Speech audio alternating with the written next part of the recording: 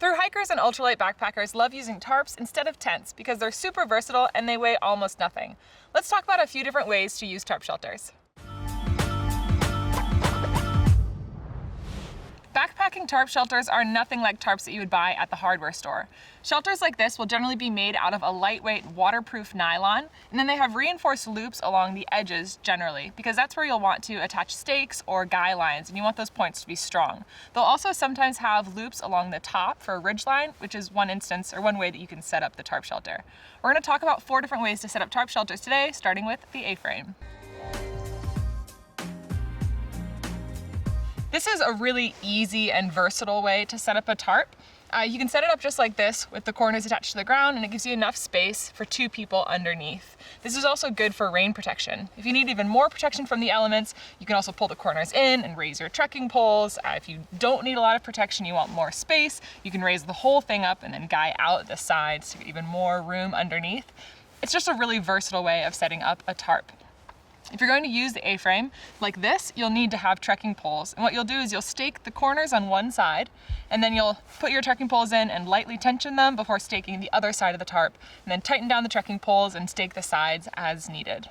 If you don't like to carry trekking poles with you, and if you're camping in an area where you have trees, you can also set up the A-frame using a ridge line. That'll be a cord that runs through these top loops if your tarp has them, or if your tarp doesn't have the loops, you can just run a cord underneath along the length of the tarp and attach it to 2 trees.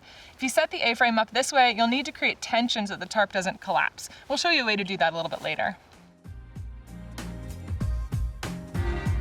This is the closed end A-frame. This setup gives you a little bit more protection from wind and rain. You can set it up with the back end, which is closed, into the wind, and it'll just shed the wind and the weather that's coming in. You set this shelter up by staking down the back middle, and then you can adjust the trekking pole in the front, tension that, and stake down the front 2 corners. Then you'll stake out the back 2 corners and the back side as needed for protection. I've set my shelter up like this, but you can adjust the height of the trekking pole lower and then spread the sides out farther if you need more protection from the elements, or you can adjust this higher if you want more room.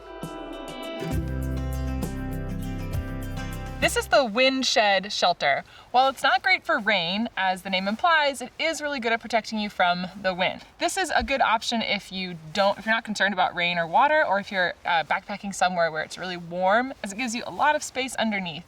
It's also really great as just like a shelter to hang out in. So you can stake down the back sides and then set this up in such a way if you want like a view of the lake or wherever it is that you're hanging out. I have this front corner guyed out to the ground and staked there, but you could guy this up to a tree and then you'll have a really big expansive view. You'll set this shelter up by staking down one long side of the tarp, and then you'll add and tension your trekking poles before staking down the other side and then guying out this corner. This setup is called the Sea Fly, and it's essentially a variation on a lean-to.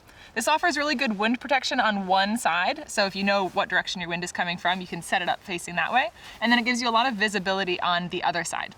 You also get a ground tarp to protect your gear, and this sheds rain really well. So if you're sleeping on ground that's already damp, you have an additional protection there. You'll set this up by staking down this ground fly section or ground tarp section, and then you'll add your trekking poles, and then you'll tension and guy out the corners before tensioning out the trekking poles. One thing to note is that this does require a minimum of 8 stakes. You can also set this up with a ridge line if you don't have trekking poles with you, but you'll need to use that tensioning trick, which we're going to show you now. So I've set my tarp shelter up here using a ridge line, and what I've done is I've tied a bowline to one tree here, and then I have a trucker's hitch on the other side to tighten the line. And if you were to just drape your tarp over this or run it through the loops, the tarp can move around a lot. So instead what we're using are some friction hitches to help keep it in place. So I've got a prusik tied on one end of the tarp and then another one here. The cool thing about friction hitches is that when you slide them around, they move easily when they're not under tension, but then as soon as you tension them, they lock into place. I've used a prusik here, but any type of friction hitch will work, and we'll have links for all 3 of those knots in the description below. That's it for tarp shelters. If you want to learn more, check out both of our videos here and please subscribe. We'll see you guys out there.